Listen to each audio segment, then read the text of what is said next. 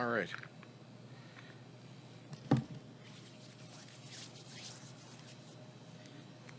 Well, thanks very much, folks, and it's great to be back at Belmont Sobeys. I want to thank Jerry and his team for welcoming me here. I was here back in the spring, I think in March, just at the beginning of the pandemic. This was the first grocery store I know of in Alberta that started a golden hour for seniors back when people were there was a concern about running out of supplies in grocery stores. We wanted, Jerry here at Belmont Sobeys wanted to make sure the seniors could get in, fully stocked shelves in a clean store that wasn't too crowded. Became a trend right across the province. And everybody tells me Jerry's really the heart of the community up here, the owner of this Sobeys franchise, and with a great team. And I just want to say thank you to you and your team, Jerry, for really representing the Alberta spirit through these past tough 10 months that we've been getting through together. And I'm also happy to be here with the Minister of Labour and Immigration, Jason Copping, for some very good news for those fighting COVID-19 on the front lines and for Alberta's economy and for jobs in this province. That good news is nearly $500 million of support for hundreds of thousands of critical workers in Alberta. The pandemic has, of course, put a lot of pressure on everyone, from families to communities to entire industries. And no one's had to bear a bigger share of the burden than frontline workers of all kinds in Alberta. They didn't have the luxury of working from home, and they never did.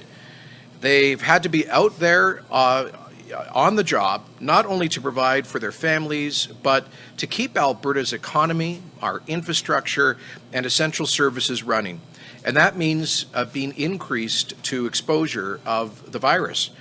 Hundreds of thousands of Albertans in sectors like, of course, healthcare and social services, education, retail and transportation, warehousing and storage, and grocery stores and pharmacies, well, they all face the threat of exposure to the virus every day that they show up at work, all to make sure that Albertans have access to meet their everyday basic needs. So these workers have won the gratitude and the support of the entire province. But everyone, Alberta's government included, understands that these workers deserve more than just rhetorical recognition for their good work. And so I am pleased to announce that in partnership with the Government of Canada, we are providing a comprehensive financial benefit through the Critical Worker Benefit. This is a one-time $1,200 payment that will go to more than 380,000 eligible frontline workers in both the private and the public sectors. It's a sign of appreciation for the people whose hard work makes life easier for the rest of us during a really tough time. Frontline staff in designated fields can get the benefit if they've worked at least 300 hours during the eligible time frame, which runs from October 12th of last year to January 31st of this year for most jobs. Private sector employers will need to apply to receive funds and will then distribute, we will, as the provincial government, distribute those funds through the benefit to those workers who qualify. Public sector employees will automatically, if they're in the Government of Alberta system, they'll automatically receive the money from the provincial government. Altogether, we're providing up to $465 million, that's nearly $500 million in funding through the Critical Worker Benefit. That's an additional $118 million in provincial money, because we've already put in, I believe it's $32 million to support workers in long-term care and designated supported living nursing homes, together with an additional $346 million in federal funding. And let me just say that this initiative will ensure that Alberta is making the most of our share of the federal benefit for lower-waged essential workers. We've taken the time to examine how to put that money to the best use possible and to benefit the greatest number of frontline workers because they deserve the best that we can give them. And we also have wanted to make sure that this comes in as a boost to Alberta's economy at a critical time as we seek to recover in 2021. These workers are the ones who have sustained and maintained Alberta through the first and second waves of the pandemic at very considerable risk to themselves, And they will continue doing that through the months to come as we ramp up vaccine distribution just as soon as we can get supply.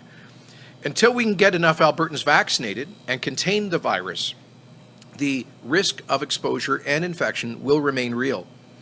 And so we can and should reward those facing these risks. Now, Jason Copping will provide more details about how the critical worker benefit works. So let me just say thank you to the men and women of Alberta who have been on the front line of our pandemic response. Whether you're in a gas station or a grocery store, a care home or a hospital, all Albertans appreciate what you've been doing.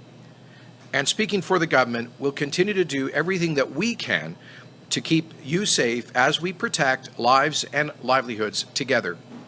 We've been there with support since the pandemic began, and no matter what, we've got your back right to the end of this difficult time. Thank you very much, and I'll now hand it over to Minister Copping.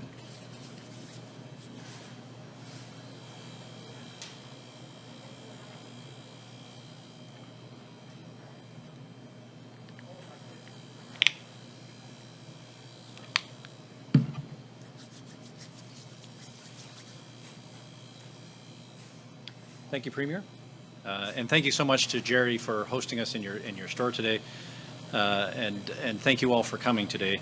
As indicated by the Premier, I wanted to provide a few more details in regards to the critical worker benefit program, and I want to start off by saying that we appreciate the work that everyone has done throughout the pandemic, and we know that all Albertans have made sacrifices, and all industries are working extremely hard. And today we are here to recognize the efforts of critical workers. As the Premier mentioned, there are hundreds of thousands of workers in sectors across the province who have continued to provide critical services to Albertans. The critical worker benefit will go right into the pockets of hardworking Albertans who have made sacrifices in their own lives for the greater good and well-being of others. The pandemic is ongoing, and this program will recognize employees like hardworking cashiers here at Sobeys who provide Albertans with the services they need to put food on the table for their families. Alberta needed to design a program that met our province's specific needs to ensure the benefit recognized the contributions of critical workers and reached as many people as possible. That is why the Alberta government is committing up to $465 million to provide approximately 380,000 critical workers in the public and private sectors with a one-time payment of $1,200. This includes $118 million in provincial funds, as indicated by the Premier, and up to $347 million in available federal funds. Now, the critical worker benefit will be available to workers in the healthcare, social services, education, and private sectors who deliver critical services to Albertans or support food and medical supply chains. So in the public sector, the program's focus is primarily on lower wage occupations, with the exception of frontline workers in public health care, including nurses and allied health professionals. Examples include Albertans working as respiratory therapists, nurses, and social workers, and those working in shelters, crisis intervention, and counseling. Within education, examples include teachers' assistants, bus drivers, and administrative staff. It also includes workers who are critical to keeping our hospitals and schools clean and safe, such as maintenance and janitorial staff and housekeepers. And that's just to name a few. Overall, approximately 240,000 frontline public sector workers will receive this benefit, which includes approximately 161,000 eligible employees in the healthcare sector, more than 45,000 workers in the social service sector, and approximately 36,000 workers in the education sector.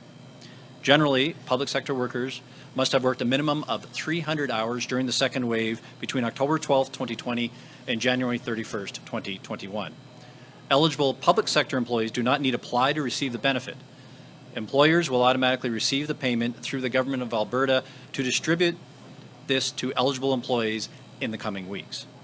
Now on to the private sector. In addition to public frontline workers, roughly 140,000 private sector workers will qualify for the benefit. This includes critical retail workers such as grocery store chains, cashiers, pharmacy assistants, gas station attendants.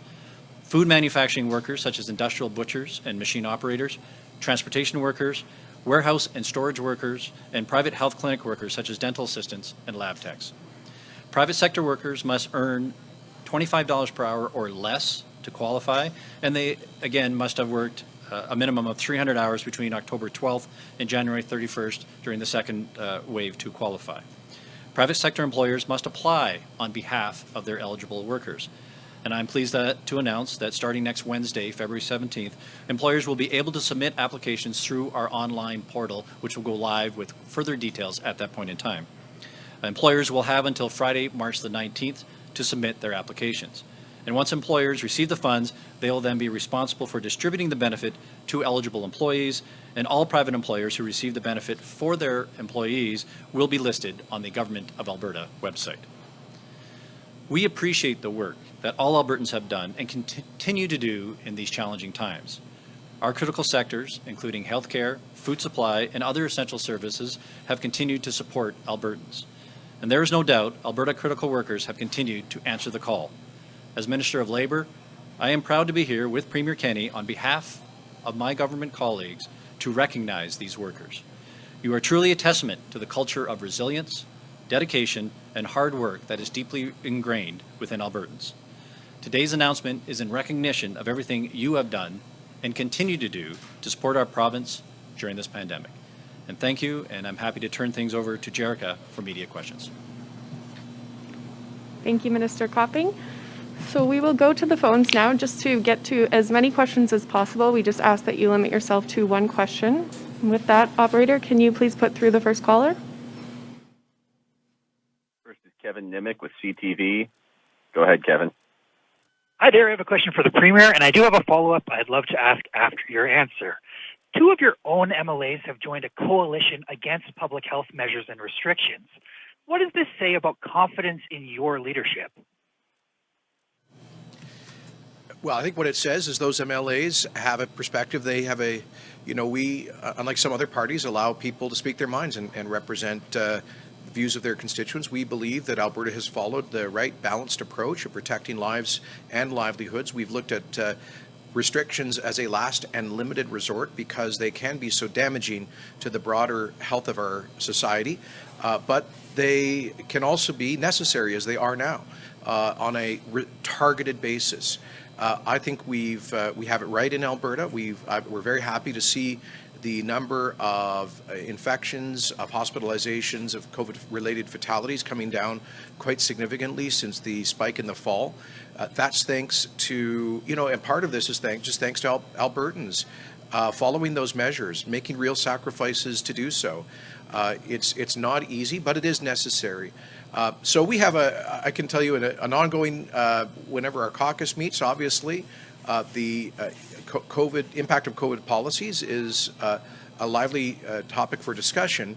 But at the end of the day, I and the Minister of Health, the Chief Medical Officer, and our COVID Cabinet Committee are responsible for striking that right balance and ensuring that we protect lives and livelihoods. Operator, can you please put through the next caller? Next is Rick Bell with the Calgary Herald. Go ahead, Rick. Good day, Premier. I'm with the Calgary Sun, just so everybody knows that.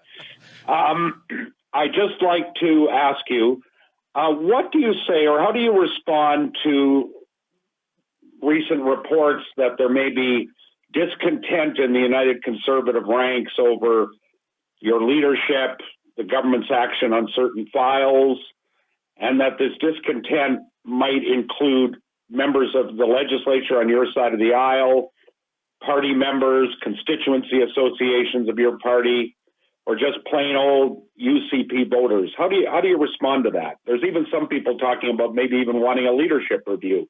I think I'll let you respond. I think that's similar to the same question you asked me last time we had a news conference a week ago. I'll just repeat that we're going through incredibly challenging times, and government has to make tough and sometimes unpopular decisions. There are a lot of Albertans, thank gosh, who love and jealously protect their freedoms, and they don't like government restricting freedoms, and we've had to do that to protect lives throughout the pandemic. So I understand that frustration, and there's a broader frustration about our economy given the impact of the global economic collapse, the largest in nearly a century, and the largest ever collapse in energy prices. You put all three of those things together, those black swan events, the the pandemic, the global recession, the energy price collapse, and it's a tough time. As I've said to you before, there are no easy decisions to make. There's no shortcut through COVID. There's no way to avoid making tough but responsible decisions. We'll continue to do that. The vast majority of Albertans are telling us that they want that balance between protecting lives and livelihoods, that they don't want to take unreasonable risks of the virus threatening our healthcare system, forcing the cancellation of surgeries and costing thousands more lives. So we're going to keep our eye on the ball and continue to move forward, just as we are this week, with recognizing that, for example, on Monday, with the phase one of the path forward, I think a very important step. We saw last Friday that Alberta had some of the best job growth in the country. We saw 20,000 jobs created here when 200,000 were lost nationally, partly because we have taken a less restrictive approach to public health measures than other provinces. On Monday, you saw our government recognize that we listen to Albertans and are willing to course correct when they are telling us to do so, as we did with respect to the 1976 coal policy. Yesterday, an historic decision with regard to our partnerships with First Nations and responsible resource development, a critical goal that our government was elected on. With respect to the Moose Lake plan, today, nearly $500 million of direct financial support for frontline critical workers here in Alberta that will also help to boost our economy. Tomorrow, a major historic announcement about environmental protection in Alberta. Friday, a major announcement about job creation in the oil field for unemployed service sector workers in the oil patch. And a big lineup of major news next week. Many things that we've been working on for months or even more than a year. So that's my focus is on getting the job done, protecting lives and livelihoods in the pandemic, working towards our economic recovery as we move beyond it, having the best vaccination program in the country. So my focus is getting the job done for Albertans, not being distracted by political chatter. Operator, can you please put through the next caller? Next is Dean Bennett with the Canadian Press. Go ahead, Dean. Thanks. Hi, Premier. I just want to clarify something with you. As you stand there today offering $1,200 and saying the public sector workers, we've got your back, at the same time, isn't your government pursuing with these unions cuts to their salaries, 3% or more? So how do you square that where you're standing there today giving them money, but your government plans to claw back that and a whole lot more, starting with the budget 2 weeks from now? So, Dean, first of all, to be clear, this benefit applies to both private and public sector essential workers. So it's not limited to the, in fact, that's why we're doing it here at this grocery store, to underscore the private sector frontline workers who will benefit from the critical worker benefit.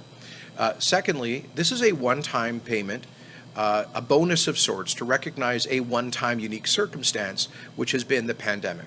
But as you know, Alberta is facing a fiscal crisis. We already were facing a huge fiscal challenge before the pandemic, with the largest per capita deficit in the country. As you know, our debt had gone up from about $20 to $100 billion in the past 5 years. And then the bottom fell out of our economy and energy prices, to which created the largest, by far the largest deficits in our history, $20 billion plus deficit. So, Dean, money does not grow on trees. We have to, while protecting lives and livelihoods, we also have to protect the health of the province's finances to make things like our first-class health care sustainable. And so we have to moderate our spending, and we've been very clear about this. It's what we clear from the beginning, that we need to get our spending down to around the average of other Canadian provinces, which we think is totally reasonable. It's no secret that the public sector in Alberta has been more highly compensated than comparable workers in the private sector in recent years.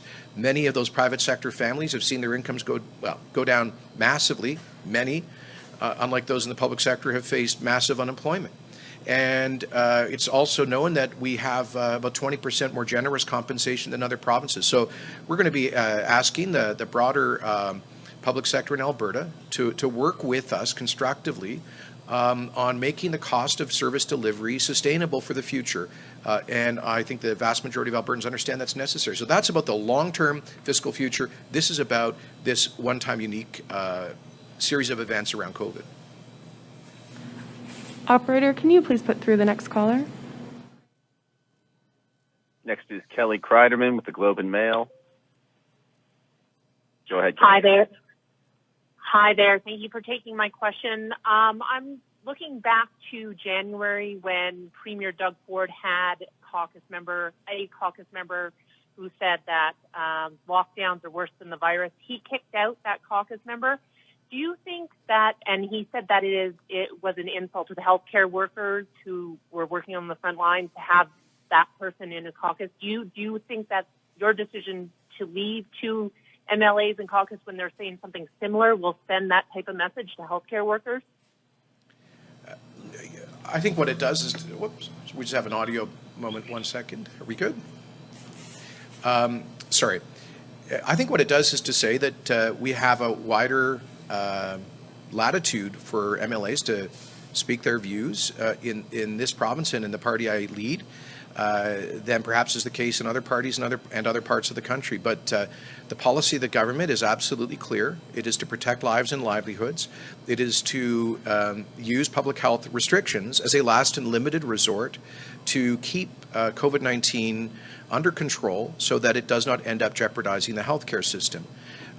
I would, as you know, Kelly, I always challenge those who oppose any restrictions to tell us what the alternative is. What is their risk tolerance in terms of lives lost, in terms of the overwhelming of the healthcare system, in terms of surgeries canceled and even more negative health effects? Quite frankly, I don't hear a lot of that from people who oppose any or all restrictions. And my challenge to them is to say, is to understand that, look, those of us who are in decision-making roles of the government of Alberta are responsible for the healthcare system. We are responsible to ensure that our hospitals do not get overwhelmed. We have to minimize surgeries that get canceled and other healthcare that can be jeopardized because of COVID. And of course, we have to take reasonable measures to prevent the loss of life from COVID. And we've done that without hard lockdowns in this province. I think there is a misconception which is that supposedly Alberta has been in a lockdown. That is simply untrue. Even before the step one of our path forward this Monday, the Ministry of Jobs, the Economy and Innovation estimates that 99% of Alberta businesses were able to operate since November, December within public health guidelines. And that, of course, we've allowed even more businesses to continue to operate. And that represents over 99% of our GDP. Compare this to some provinces that have had stay-at-home orders, most businesses shut down, arbitrary distinctions between essential and non-essential businesses, curfews, places of worship padlocked, and much schools that have been shut down. We have taken a much more targeted and balanced approach here. I think it's the right one. We have time now for 3 more questions. Operator, can you please put through the next caller? This is Jesse Weisner with Global TV. Go ahead, Jesse. Hi, Premier. Thanks for taking my question. We've seen a number of examples of people breaking rules with large gatherings in restaurants. Besides appealing to people's sense of personal responsibility, what are you and your government going to do about this? Well, as I've said before, enforcement is the responsibility of the enforcement agencies. We have very clear guidelines, for example, with respect to restaurants and bars, that only 6 people can be at a table, that there can't be stand-up service, that there can't be entertainment activities like playing pool or what have you. There has to be people seated at a table, maximum 6, and they have to be from the same family cohort, with the exception of a single individual who can have 2 identified close contacts for social interaction. So those are the rules. They're very clear. They're not suggestions or recommendations. They're mandatory. Restaurant and bar operators know that. Now, obviously, we know it's difficult to impossible, perhaps, for restaurant owners to verify in every instance whether people live in the same household, but they are expected to prevent folks from mingling. If they don't, of course, AHS inspectors, city bylaw officers, and other law enforcement agencies can, and according to their judgment, will enforce the law. There can be fines and other actions taken. So, of course, it's not appropriate for elected people to direct operational details of law enforcement agencies. They're on the ground dealing with these circumstances, and we trust their judgment in how best to enforce the public health orders. Operator, can you please put through our second last question? Is Jason Herring with Post Media. Go ahead, Jason.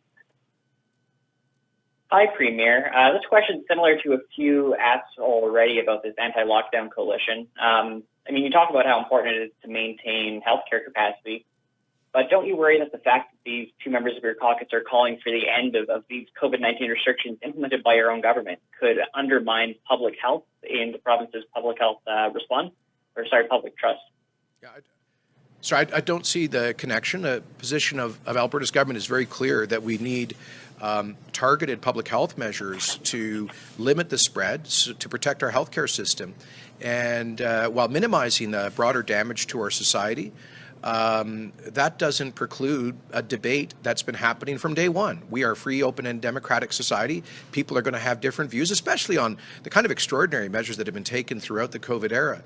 It should not be, I think, surprising that citizens and their elected representatives would have a range of views and would express those. I would plead with those who, I think there are, I would categorize those who oppose any restrictions in 2 categories. I think in one category, there are the outright conspiracy theorists. I spoke about them on Facebook Live last week. These are people who imagine that COVID is a hoax or massively exaggerated, and on the extreme end, they believe this is all some kind of a globalist plot or something. I would just, I'd ask those folks to come back to planet reality. And then there's the other folks who I understand have a real reluctance to restrict people's liberties and social and economic activity. As I've said before, that's a pretty healthy impulse to have in a society. But my challenge to them is to tell us what's the alternative. What's the alternative to the kind of targeted measures we have in Alberta? Is the alternative going back to where we were in November and December, where we went from 100 to nearly 1,000 COVID patients in hospital in just a few weeks? Is the alternative doubling cases every other week? Had we not taken those measures, and we had gone from 1,000 to 2,000 people in hospital and 2,000 to 4,000 people in hospital, we would have been setting up tent hospitals. We would be taking body bags out of tent hospitals in the middle of February when it's 40 below in Alberta. Doctors would be denying care to people because they would be overwhelmed.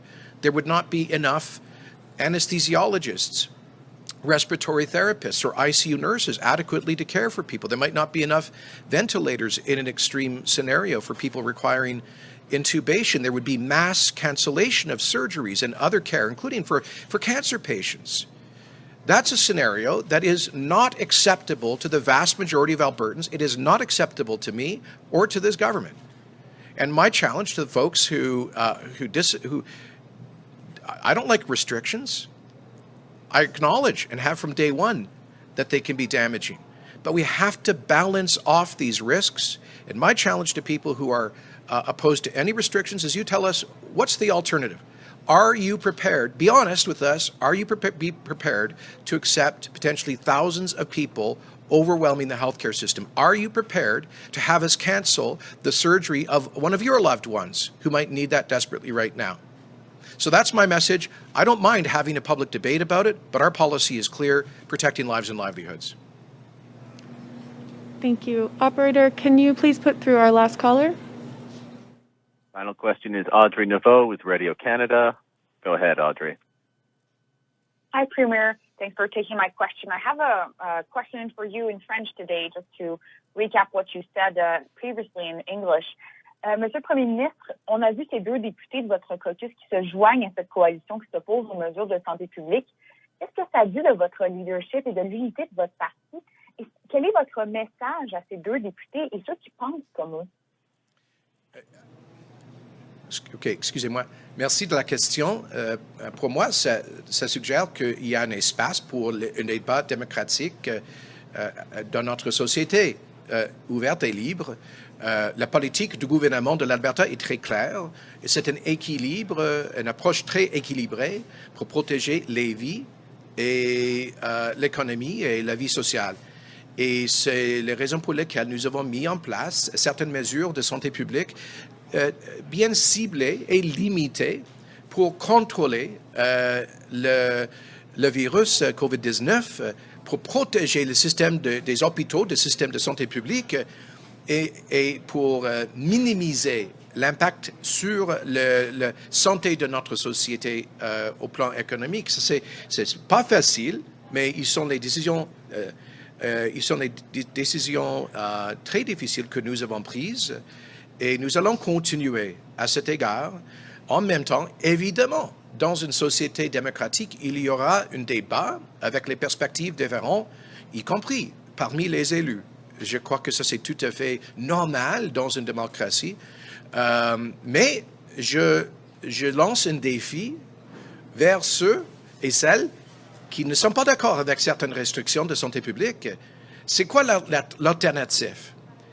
Est-ce que vous appuyez une alternative où nous avons les milliers des patients de COVID-19 dans les hôpitaux avec l'annulation des milliers des procédures surgiques avec un